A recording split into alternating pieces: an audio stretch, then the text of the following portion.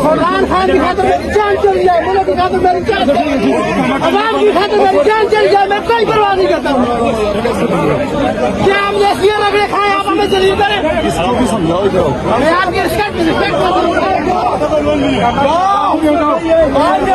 police और आपस में बड़े बंदे